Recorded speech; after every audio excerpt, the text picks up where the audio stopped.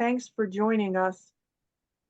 To begin with, it's all about actually talking about the biomechanics. And originally in 1996, I wrote a paper that was an original paper published in Dressage and CT magazine called The Theory of Bend. Oops, and a good deal of this information tonight is from that paper. There are 5 parts or areas of the horse where judges and trainers think that they can see bend, and we're going to talk about whether it really is bend or what your mind says to you about it. But the pull works in 2 ways: direct flexion, which is the horse becoming more directly perpendicular to the ground, and lateral pull rotation, also known as lateral pull flexion.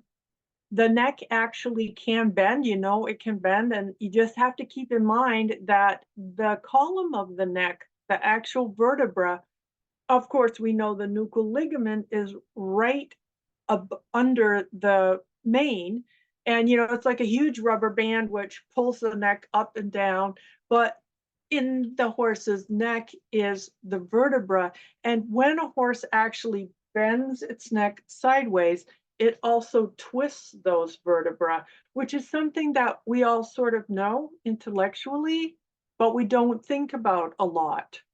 And as we progress today, we'll talk about how that twisting of the vertebra while the horse bends can affect things. The shoulders themselves, or as we refer to the withers, which are the scapulas of the horse, they kind of stand up and they kind of flex around. They go up and down. They're not attached with anything that's solid like a joint, but it's all muscle, ligament, tendons supporting all that area, which flexes around, and the shoulders have some small amount of flexing possible. Not a lot, very little. The rib cage itself, which is where you're actually thinking the girth is, where your girth is, and under your legs, that area of the horse only flexes 3 degrees is the maximum amount of flexing.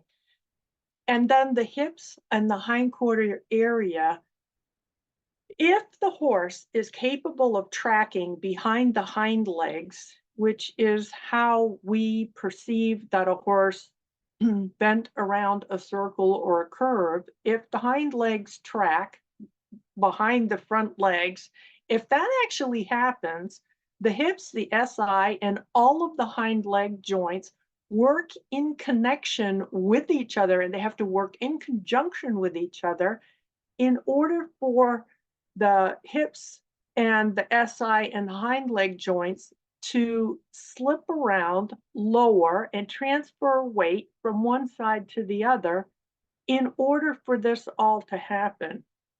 And the SI joint, in coordination with all of the other joints, the stifle, and the hips lower, one side of the hip or the other will lower and swivel around slightly. The leg joints take weight and push weight back and forth from one side to the other.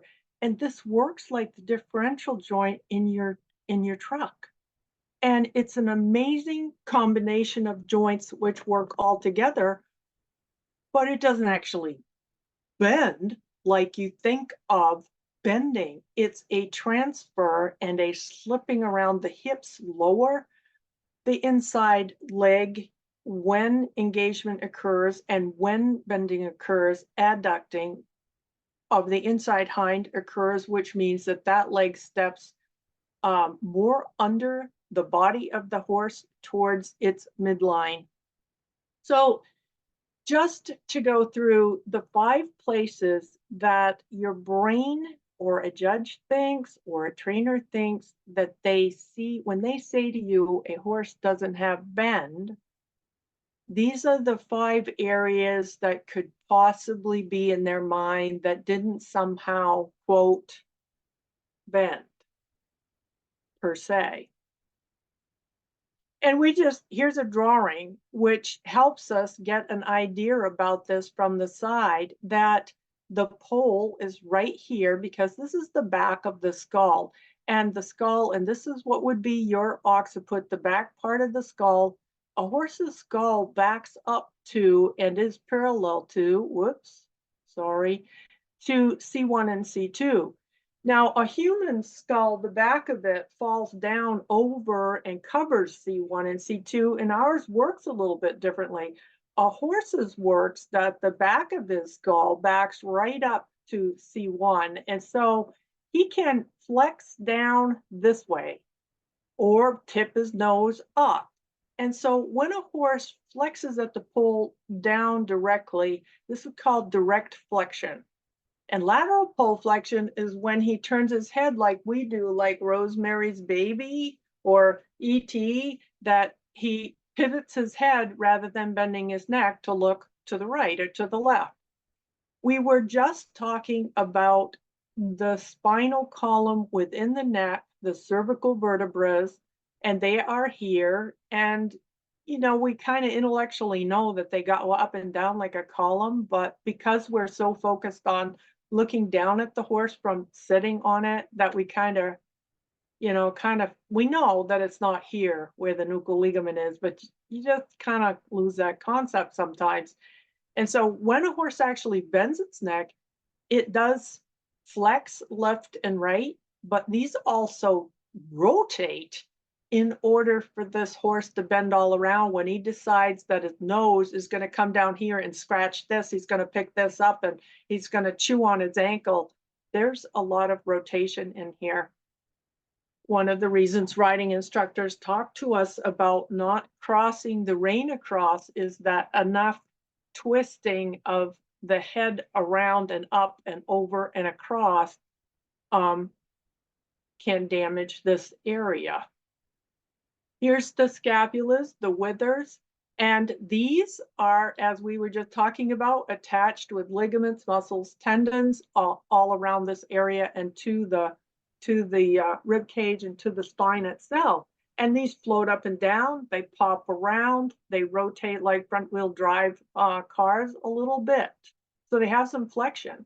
One of the things we're looking for is when the thoracic sling works, this whole area lifts up, which is pretty amazing. And that's when we talk about the thoracic, and we're coming to that.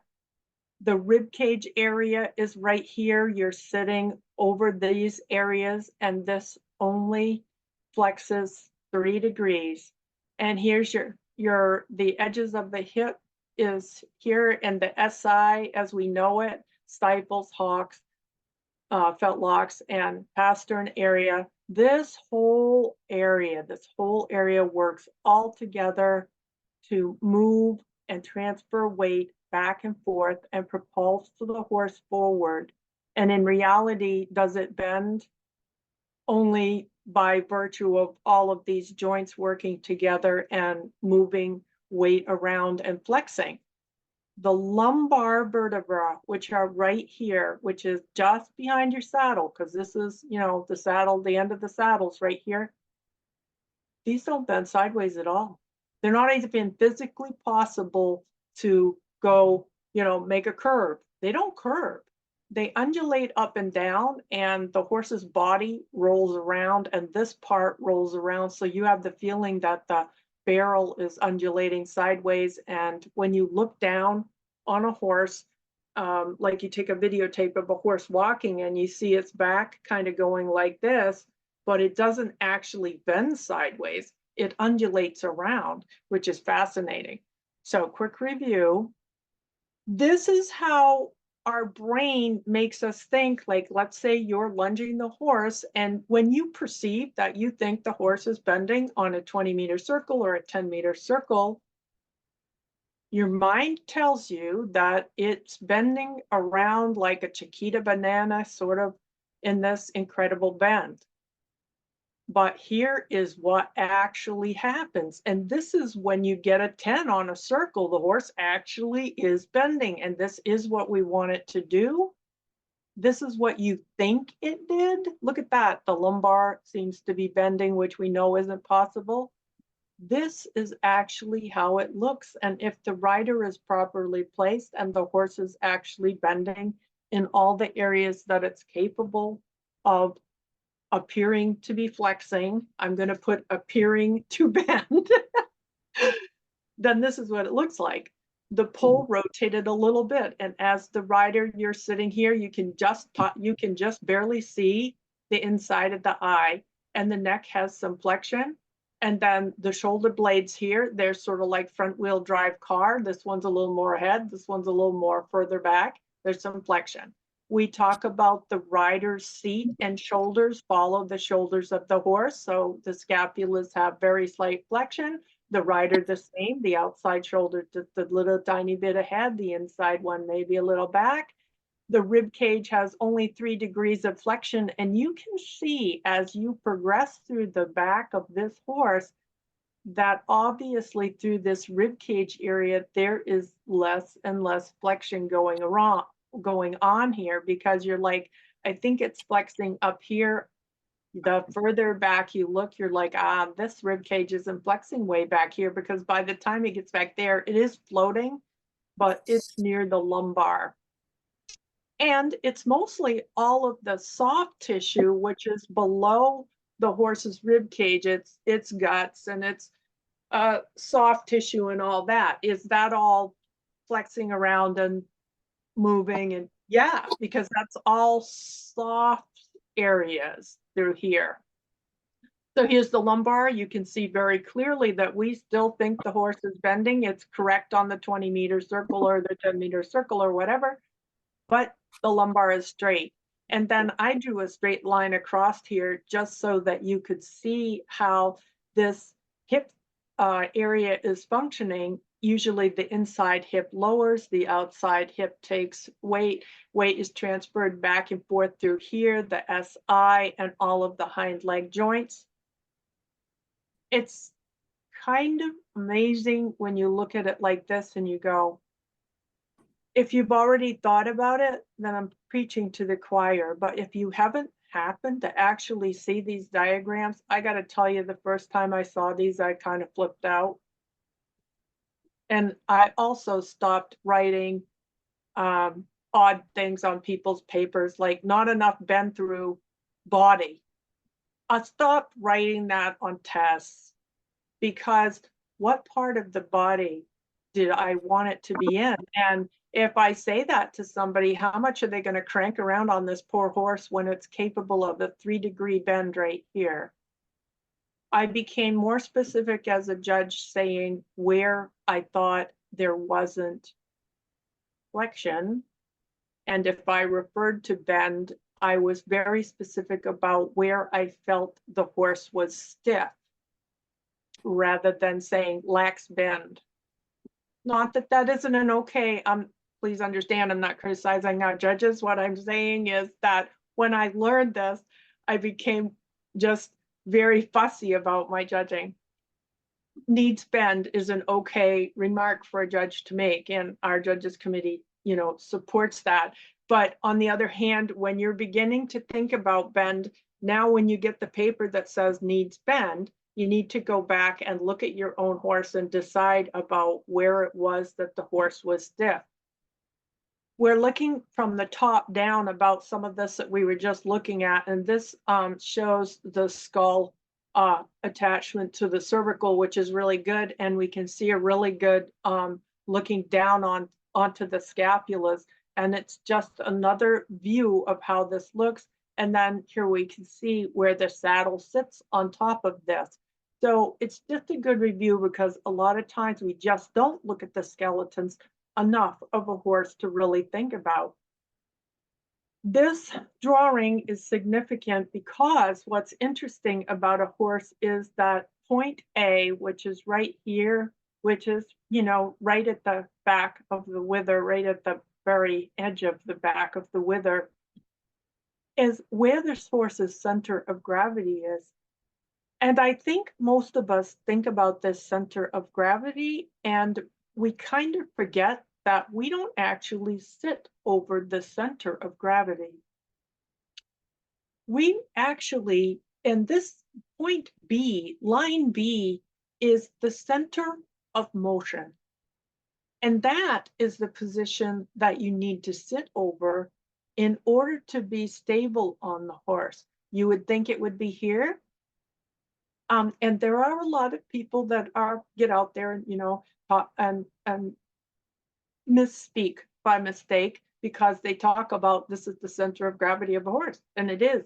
But that point is not the center of motion. And in order for a rider to be stable, they're going to be over this area.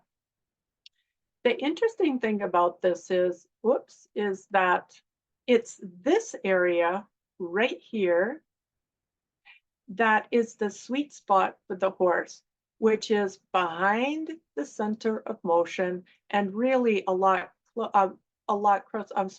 behind the center of gravity and closer to the center of motion. These are the muscles that we talk about, the sweet spot, that stimulate the horse. That is where your leg needs to be for forward motion and for lateral work. And the closer your leg is to the front, more towards these other lines and closer to the elbow, these tend to tighten some of these areas and restrict forehand reach. So, for example, by mistake, spurs used too far forward restrict forward motion from tightening. We just talked about the pole having direct flexion, which is the horse closing at the pole, and this is referred to or known as closed at the pole or closing at the pole. And that's when the horse gives in the jaw or TMJ, and his face tends to come more vertical. The horse is willing and it's soft in the connection, and it's capable of bringing its nose in slightly at request, and the positioning of the horse closer or nearer towards a vertical. This is always referred to as closed at the pole. And in our test, it says giving that the horse will give in the jaw, will soften in the hand. And this is what we're talking about, that the horse gives in the pole and the TMJ. This is necessary for top line throughness and back suppleness. If a horse is unwilling to exhibit a willingness to give in the jaw and begin to come slightly more towards a vertical, we see horses sometimes that, their noses just go straight out. They don't give in the pull or the jaw at all. You will not have throughness. You will not be able to develop back suppleness or engagement. So part of a horse coming round to a bridle, being round to connection, being soft to a rider, is that it's willing to close the pole. And these are the words that we use anatomically for this. Closing the pole is direct flexion. Pole rotation or lateral pole flexion, as we know, is the horse willing to turn at the pole.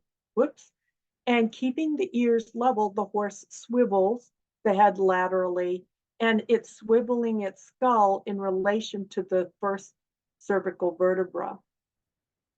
When a horse appears from the front, when you're looking at a horse in the front to see if it has tilt, what you're looking to see is that the ears appear level.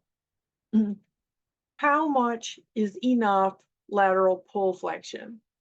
In general, the accepted amount is that as the rider sits on the horse, for most normal exercises, like for example, we require lateral pole flexion in side pass, we require it in turn on the forehand, we require it in pivots or turn on the haunches.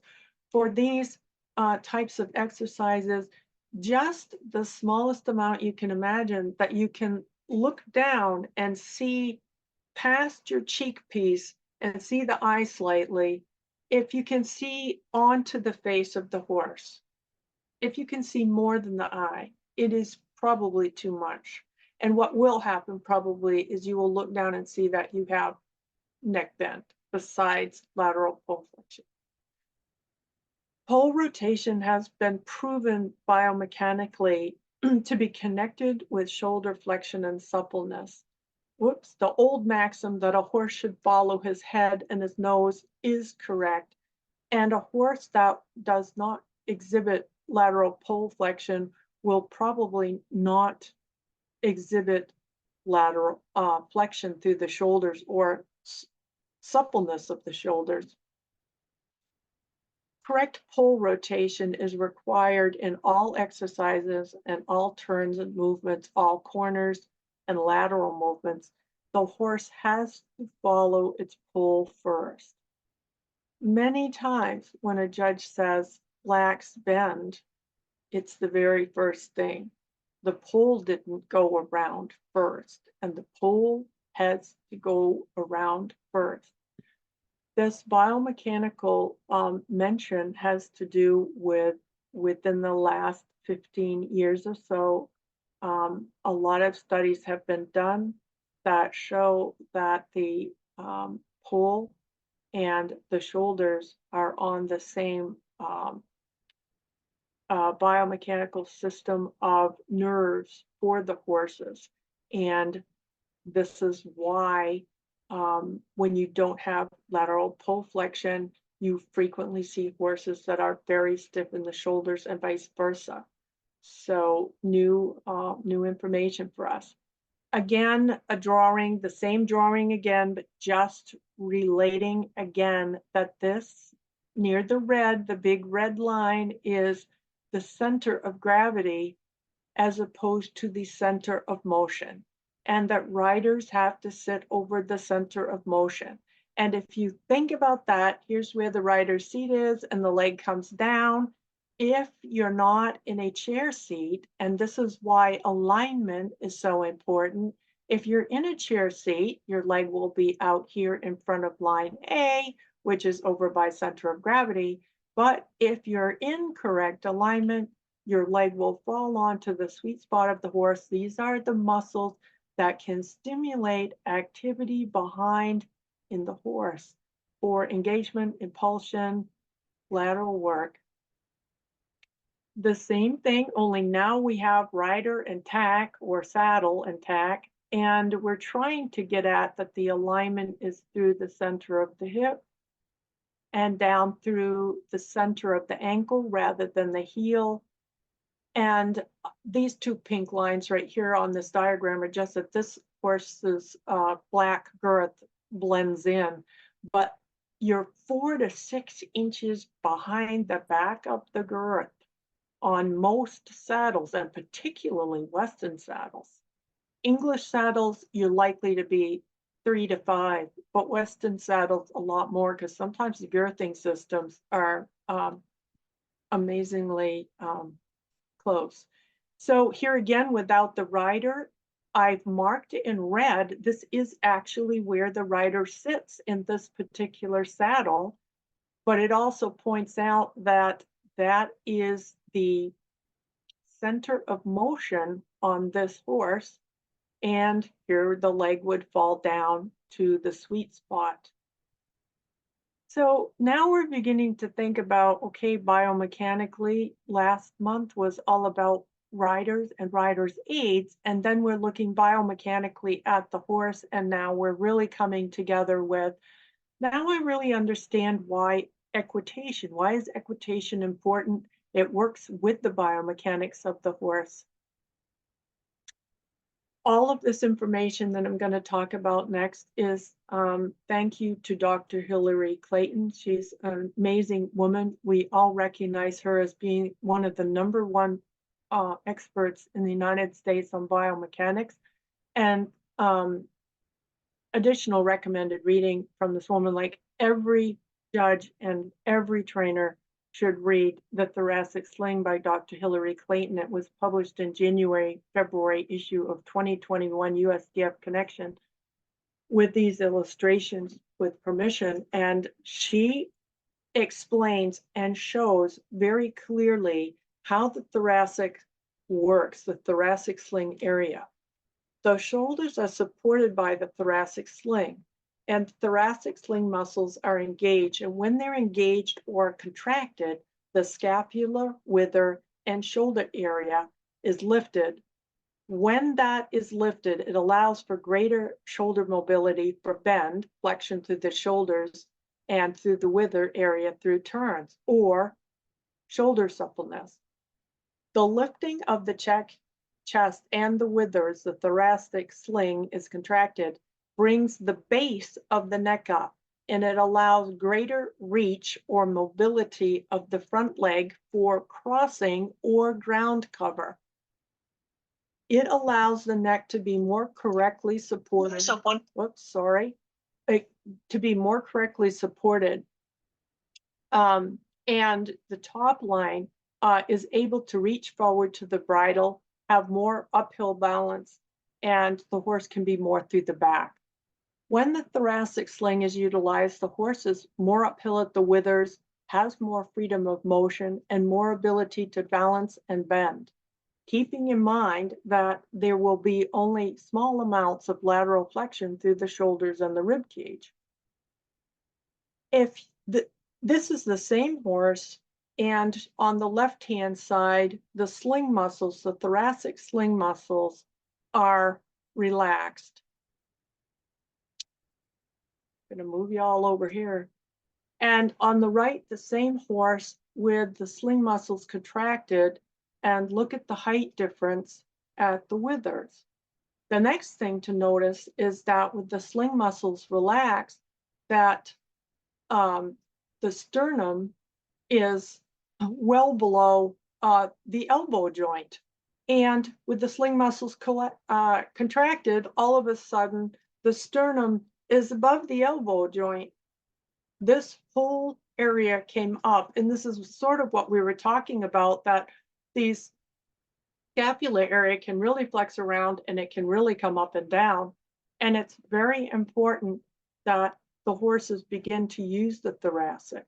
And thoracic sling use is very specific to how the riders work with the horses and ask the horses to engage the thoracic. It comes down to a great deal of our own riding. And then the riders' biomechanics that we talked about last week and that we're integrating into this biomechanics begins to come into this equation. So here's a wonderful. Oh, yeah, sorry about that. I'm going to let that run. But this is a really good slide of the same kind of thing from the front. Here's a horse that has its thoracic sling engaged, and it's uphill. It's got its neck up. It has lifted the sternum, and now it's crossing, and it shows tremendous amounts of crossing. Here's the same horse. You see how much narrower the horse is at the chest area with the sling not engaged, not as tall, not as supple. It's amazing how on the left one that the horse's shoulders are looking really robust as it crosses its legs, and here the horse looks like it's chest and narrow even. So how the thoracic sling is worked or engaged or used becomes very important. The next thing to keep thinking about, which is a little bit tough for us because we're Western dressage. We're not Western, and we're not dressage. We're Western dressage. And what that means is that we have to be very careful that we keep reminding people this is not, we have people who come into our division who have strong Western backgrounds, and we're grateful for that, and we're happy they're here, and we're welcoming them. However, some of them have strong pleasure type backgrounds, and we have to keep reminding them, remember, working gaits get you from ranch to ranch. It's not a pleasure ride that we went out and 2 miles should take several hours. Additionally, if they have come from a division that has been encouraging peanut rolling, we have to keep reminding them that the pole is to be the highest point, because this is what causes or is part of the equation of biomechanical balance. This horse here, I'm trying to get y'all out of the way of the horses, of this one horse. Thank you for sending us, Dana, your development picture. She's a very brave young woman. She lets me criticize or say or whatever. She sends me all kinds of pictures. Thank you, Dana. This horse is a beautiful horse in that for Western dressage, this horse is doing the kind of thing that we want to reward. And that is that no matter how green or how more advanced he became, even when he was in his baby balance, and this was his baby balance, just kind of clumping along and a little strung out, but he was cheerful and active. He has his poll above the withers. And we need this because for horses that their polls are below their withers while they're in general travel, that means that the thoracic is not engaged. It means that the horses are not working on their hind end and that they are on the forehand. In those positions, we are not meeting the requirements of the training wheel because we may be compromising their gaits even, which is rhythm, the very first part of the wheel. So it's very important that we keep on this. Now we're going to talk next about the stretch, and that is the stretch that's in the free walk and the stretch in the free jog, because we have a lot of confusion and because we do have horses that are coming in that are balanced downhill from lack of information. So here's a drawing showing a horse possibly starting up here like Dana's Gray was on the last slide. And as it progresses through, the rider's asking it to stretch. It might only get this far in the free walk, or it might get a little further down. We don't know, but she's asking it to move down, and here's how it's going to move down. Now, the only two times in Western dressage when the horse's poll should be below the withers is in the free walk when it is required and asked to stretch, and in the free jog when it is required and asked to stretch. A horse must not come into a test and travel throughout the test all the time, all the way through the test, with the poll lower than the top of the withers. And here's the next part that's a little tricky. And the reason I'm mentioning it is I'm teaching people from all around that don't come in from dressage backgrounds. And they think that that right there, the top of the ears, when you say the pole has to be below the above the withers, they're thinking the ears, the tip of the ears. And we're talking about the crown piece of the pole is right here. So anyway, if you're asking for stretch, I always say to students, well, you need to at least get the tips of the ears below the withers for the judges to consider that you have enough for a reasonably good mark.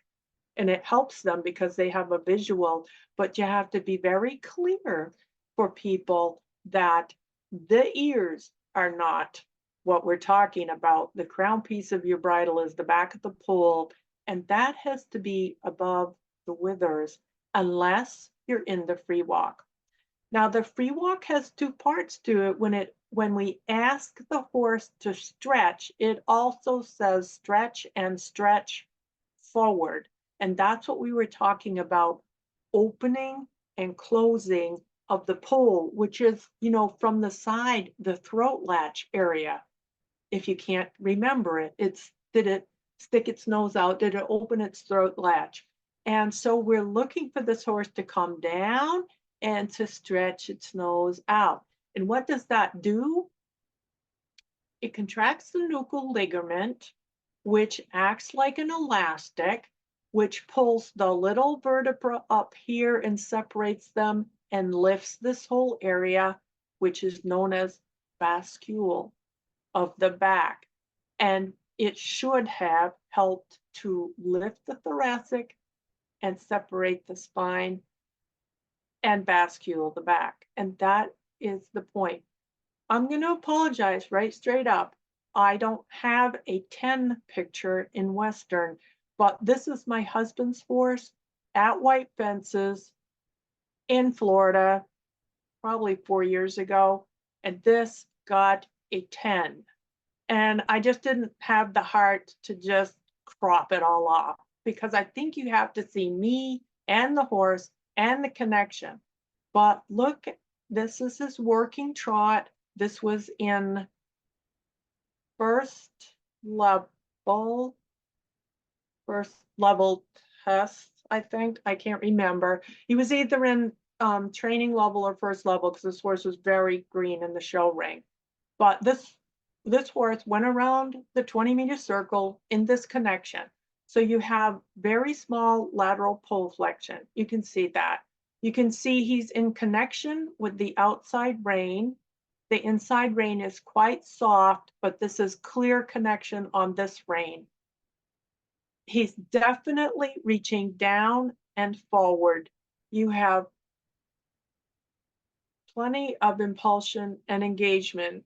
I perhaps could sit up more, but I will tell you, this is me. This is how, and I was in posting trot, I happened to be up, but I was busy focusing, hands together in line, and I'm over his point of motion.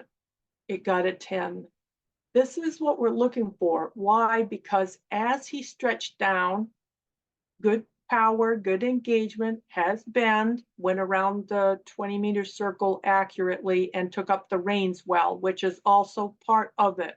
You have to be able to put him down, bring him back up, and the trot not change a lot. Your balance good. They have to take the reins back to get a 10, which he did. But he kept his thoracic up. You can see it because of the activity. I was hoping this would help your eye, and I apologize it's not Western. Okay, we're looking at horse's balance, and so now I'm helping draw lines. I'm drawing lines to help train your eyes. So thank you. Again, Kim Depp sent us this photograph for one of the calls earlier this year and just gave me blanket permission to use it. Thank you. This was when her horse was transitioning into the basic, and this horse is moving along well. It has a great rear end. It's got good reach. She's right at the edge here of us wishing she was a little pole higher, but you know, this is okay, but we're hoping that throughout the test that this pole comes up a little bit more. Here's Dana again. This horse does, at this point in its training, was not as soft in the pole and the jaw, not as accepting in the mouth TMJ as this horse, but it tends to be a little bit more level. And some of this has to do with each horse's own personal conformation. But despite the conformation, we have to be very careful that we're trying to keep the brow, the pole, the crown piece, even, at least even with the withers. And as they progress up the levels higher. So level is possible in intro and basic, but not below is tricky, not a good position. If it happens for a second, it happens to all horses for a second. While you're adjusting the reins, they take a misstep, they're going downhill. But in general, if they travel that way throughout, that is not the biomechanics that we need, because that will wear out their joints. We are not using the thoracic. We don't have enough weight behind. So it's not our goal. Thank you for the kindness of this rider for being willing to let me have downhill pictures on a very green horse. So at this moment, the horse was almost sort of level. He's just a little downhill. And as he goes along in the class, he gets a little tireder and he goes a little more downhill. And by the time we get a little further along, it's really downhill. But now we can begin to see that. And here we're talking about as he went downhill and his nose didn't go out, you see horses get behind the vertical too, as they kind of get onto their forehand. And you can see here that he's primarily, his weight is on his forehand, his hind leg isn't too active. But in this horse's defense, he was very, very green, and this rider was new to this. So no harm, no foul, and thank you for sending educational pictures. I desperately, desperately needed them. So very kind. Okay, where are we going and what is our goal? Well, our goal is engagement, which is compression of the hind legs. And here's a good one. We just looked at Kim Depp's horse, Lexi, when it was at basic, and now here it is with the line really going uphill when she was closer to the end of first level and going towards second level. And now you begin to see this uphill balance that we're looking for. As she brought the mare along, this developed. And here's Joanne on her wonderful guy, looking fantastic, nicely uphill. Here's the lengthened jog with a line, and look how much, I think there's only 1 foot hardly on the ground there. She's so far off the ground in the lengthened jog. And here we are in shoulder in, which we're showing a perpendicular face with lateral pole flexion. And this is what shoulder in looks like, looking at it from C. And you can see that her shoulders are flexing tremendously, like we looked at that horse's skeleton. So engagement is the compression which will be used for sitting or ground cover, that the horses use the SI, the hip, the stifle, the hock, the fetlock, the pastern joint, and they compress those joints, and all of those flex, transfer weight from side to side. And that compression is engagement, and that can be used to compress and sit down, to spring forward or up. Now, continuous impulsion is necessary for this. If your horse is inconsistent in the energy level, then you have inconsistent compression. If you have engagement, if you have continuous impulsion, and you begin to work with the thoracic, you will begin to have uphill balance. And when uphill balance begins to occur, your horses begin to look like these horses, in that you're not looking at mouths open, you're looking at soft ears, the eyes look pretty good. You don't see a lot of tight muscles on horses that are looking okay at the moment. If they have engagement, impulsion, uphill throughness, then we get to self-carriage. And here's a little blue line to collection, which keeps reminding us the training wheel is behind my head. It's there because we have to keep referring to it. If you keep the rhythm, if you have the horse relaxed and it has some suppleness, if you have connection with the horse, they accept your aids, you have continuous impulsion, you can straighten or bend, then the result of the first 5 spokes being successful collection is a byproduct of the first 5 spokes. It develops through having all of these activities going on. Engagement is hind leg compression, thrust. It makes ground cover. It causes uphill balance. It produces cadence, and we have to learn all these words. Cadence is the spring of the horse off the ground. It is the suspension of the gait. Also, it causes adduction and reach. And adduction we have to keep talking about, and we're going to look at the hind legs of this horse. But what it is when a horse engages, 2 things happen. The hind legs compress through the SI, the hip, the stifle, the jaw, and all the lower leg joints.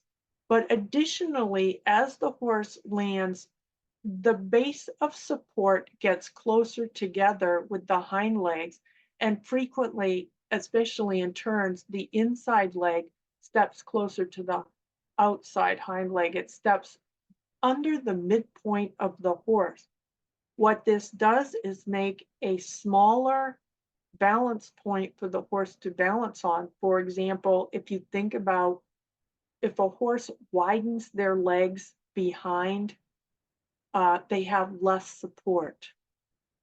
So when you are looking at a horse from behind do lengthening jog and you see the hocks go wider and wider apart, what you know is that horse lacks engagement and it is not compressing the hind legs against the ground. It actually let its legs get straighter and it went wide behind to avoid taking weight behind, to avoid taking weight on the joints. It is not engaging. When a horse does engage and makes hind leg compression, then adduction, which is the hind leg coming closer to the center point of the horse, which makes a narrower base and a more stable base for the horse because it's a quadruped to balance on. And this is part of what happens. Reach, when we talk about reach, is how far the legs actually reach forward in the strides. And so when we talk about reach, it can be front reach or hind leg reach. So engagement, compression of the hind legs joints, which is the SI, stifle, hocks, fetlocks, and so on. It produces spring or power. And that spring or power can be used for thrust forward to cover ground or up, which makes arcing steps, arch steps, which is cadence, suspension off the ground. When engagement occurs, the horse steps well under the body, i.e. forward of the stifle, and it loads the joints of the hind legs, meaning it compresses them and it takes weight on the hind legs. Those joints close.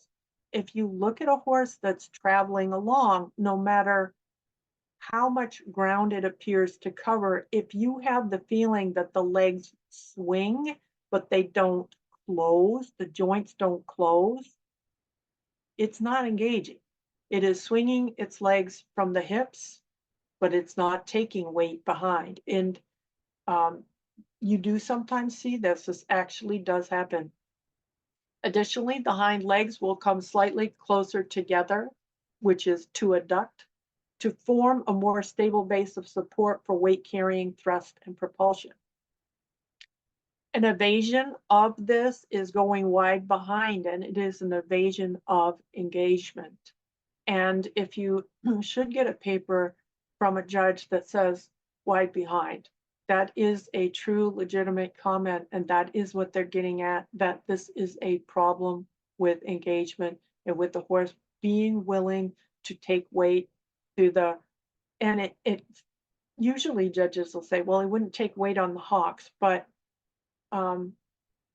that's true, but the stifle and the SI are very important in especially the lope. The SI has to function really, really well. And for horses where we see that the lope is no longer 3 beat, or it looks very lateral, or you see a really shuffly lope, many times it's the SI failing. The SI actually has to rock and flex a lot in the lope.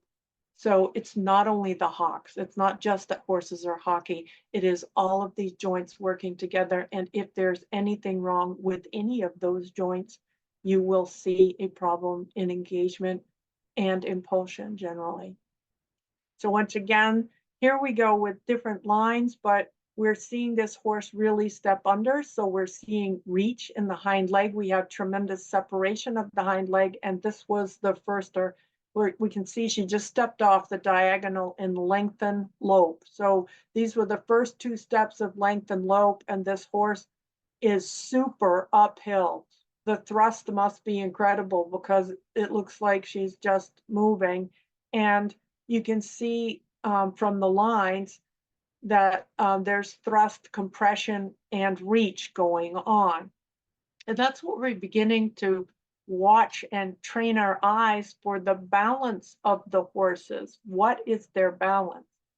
So once again, we're back to looking at the training wheel and reminding ourselves that the first spoke to the right of midnight is rhythm. Do no harm. Do not break the gaits of the horses. They must be absolutely true. Suppleness, which is its own God-given flexibility and elasticity. Some of that is genetic, some of it is trainable. But the most important part of this suppleness of the second spoke is emotional and physical relaxation, enough that the horse trusts you and is trainable. Lack of emotional tension, that the horse trusts you. Connection, which is a euphemism. We talk a lot about, we use the word connection because we don't all use bits, but we are talking about the connection that we have to the horse, as far as it being willing to soften at the pole, to give to the hand. Is it willing to accept our leg aids and all of our aids? Will it come round? Will it give in the pull, whether we're using a bosal, whether we're using a bitless bridle, whether we're using a bit? Connection also, at some point when we talk about level 2 through 5, it says reliably on the bit in a soft connection. This is the whole thing, the on the bit situation, known as connection. Impulsion is continuous energy forward, and you cannot get a steady connection without having steady impulsion. Impulsion and connection are almost hard to separate, and they're very intertwined. Lack of energy causes unsteady tempos and losses of balance. And following that, the fifth spoke is straightness, improved alignment with balance. But also what we're getting at is, once you can get a horse straight, you can also bend. And now you have the skills, you have the connection, and you have the impulsion, relaxation to really focus on bending. And as you can do that, comes the lateral work and the more advanced movements, which put the horse more in balance, in a more uphill balance. And all of these 5 spokes bring you around to collection. And when that occurs, lightness of the forehand, you will be showing engagement. And the rider is the trainer, or the person executing all of this to get the work done, working as a partner with the horse. And our idea is to accomplish this with harmony with our partner. So rider alignment that we were talking about last month becomes essential to the biomechanics, because we're talking about the horse's center of motion and center of gravity. Also, we're beginning to realize that I had too many horses on here, and so there is a straight line from this rider's elbow to this horse's mouth, but in good equitation, that is part of a centered correct riding program. And this is part of our WD policy of elastic arms and a straight line to the elbow, and riders in alignment. Now, our beginning rider here was beginning to really try to sit up straight, and she was thinking about it. She almost had her legs back far enough. However, this saddle is clearly one of those stock saddles that puts her in the back seat and gives her a little chair seat. So in her defense, we can see that this saddle does not help her equitation, because we see that her seat ends up behind her leg. And of course, her back girth is just about where she would need to actually have her leg. So sometimes our back girth systems actually get in the way of our leg contact for some of our lateral work that we need to be doing. He was a little balanced downhill, this young green fella, and our rider, I think, panicked. And when I think her mindset at this moment was, maybe I can pull him up. But we see this is interesting, and I only drew those on there not to be critical, but to begin to understand elasticity and correct alignment, that we have a broken line here to her elbow, which happened by the forearm being a little high. So hands to be down in front of the horns and the swell, and a straight line more to the bridle if we can get it. And it was a little bit more clear here about rider balance and horses balance together, because we become integrated. Our balance and their balance becomes integrated.